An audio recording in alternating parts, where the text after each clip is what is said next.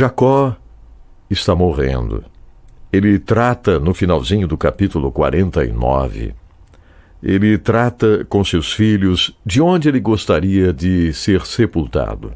Em Canaã. Ele pede isso aos seus filhos, então, no último verso, que é o 33, diz: ao acabar de dar essas instruções a seus filhos, Jacó deitou-se, expirou e foi reunido aos seus antepassados. E o verso 50 começa mostrando, mais uma vez, o coração de José. Um coração cheio de amor, transbordando de amor, e tudo isso nasce com o transbordar do amor de Deus no coração de José. Você percebe uma coisa? A pessoa que transborda com o amor de Deus, ele é bondoso na terra. Agora, a pessoa que não tem o amor de Deus transbordando na vida, ele não é bondoso. Ele não consegue ser um homem bondoso dentro de casa, um homem bondoso no trabalho, um homem bondoso por onde anda. É verdade. O transbordar do amor de Deus no coração de José nos faz ver nele bondade. O homem repleto do amor de Deus é bondoso. E como eu peço isso, ó meu Deus, eu quero transbordar com seu amor. Observe aqui, primeiro verso do capítulo 50. José atirou-se sobre seu pai, chorou sobre ele e o beijou. Que amor estava no coração de José. Que exemplo para nós. Em seguida deu ordens aos médicos que estavam ao seu serviço que embalsamassem seu pai. Eles o embalsamaram. Agora vamos ao verso 7. Então José partiu para sepultar seu pai. Com ele foram todos os conselheiros do faraó, as autoridades da sua corte e todas as autoridades do Egito. Para quê? Para sepultar o pai de José. Olha só, aqui nós podemos contemplar de uma forma muito viva o que Deus fez com José no Egito. O Egito parou, porque o pai de José morreu. Além deles, todos os da família de José, os seus irmãos e todos os da casa de seu pai.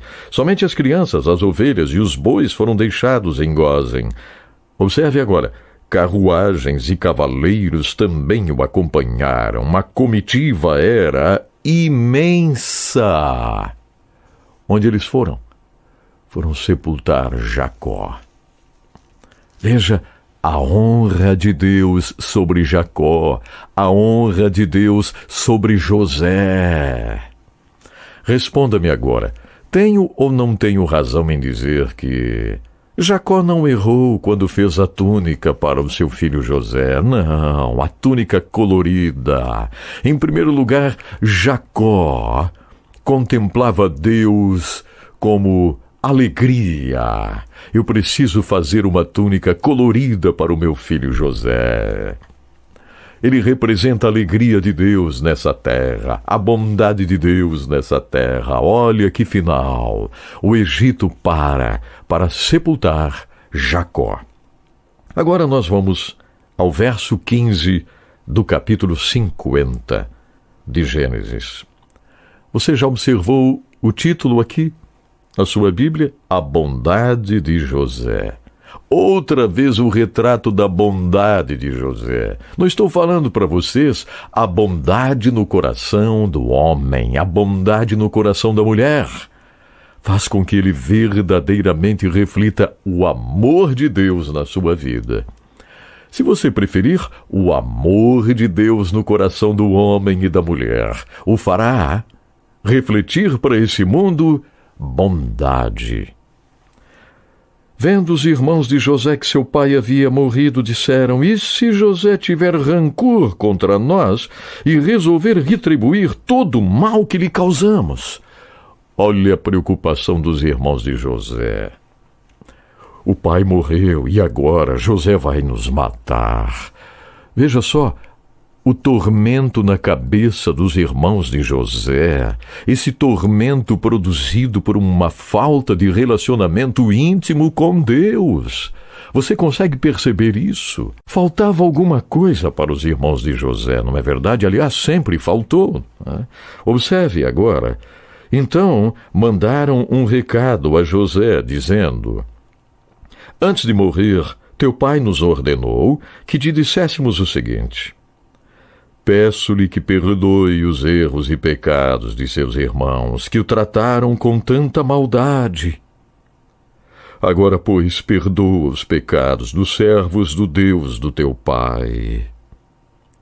Eles enviaram uma mensagem para José. E Jacó realmente deve ter dito isso para eles. Vocês precisam dizer ao seu irmão José que eu estou pedindo que ele perdoe vocês pela maldade que vocês fizeram com ele. Podem dizer para ele que eu estou pedindo isso. E mandaram um recado para José, dizendo que o pai Jacó havia feito esse pedido antes de morrer, que José os perdoasse. Vamos à reação de José? Olha só, está aqui neste verso 17. Quando recebeu o recado, José chorou.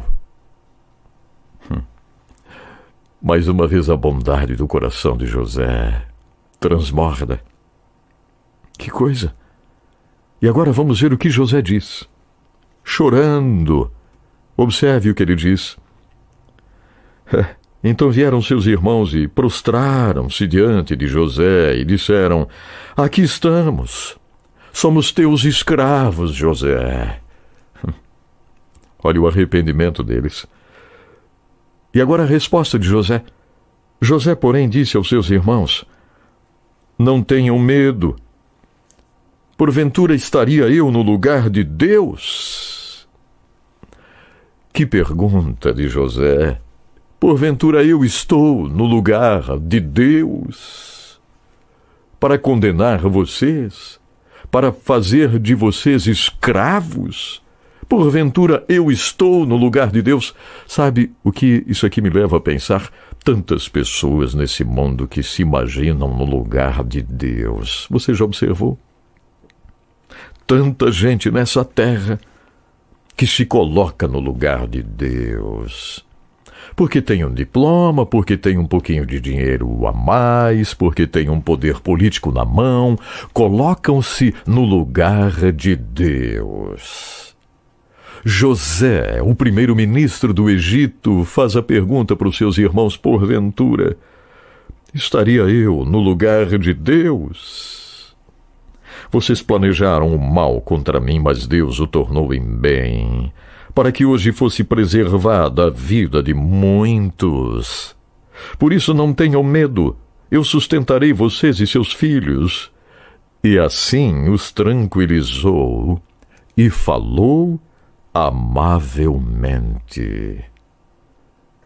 Que preciosidade! José falou com eles amavelmente. Que lição isso aqui traz para nós, hein?